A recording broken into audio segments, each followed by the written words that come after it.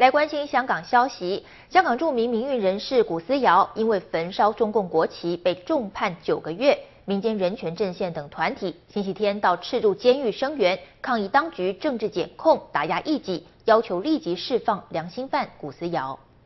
民阵支联会和社民联等约50人到关押民运人士古思尧的赤柱监狱外声援。他们强调，古思尧以和平的方式表达对国家级政府的不滿，批評當局重判實屬政治打壓。言論自由、集會自由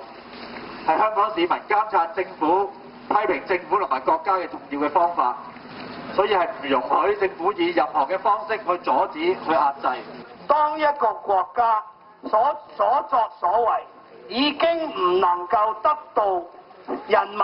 老百姓嘅尊敬嘅時候，佢嗰支國旗同埋區旗仲有我哋可以尊敬嘅地位嗎？對我哋呢個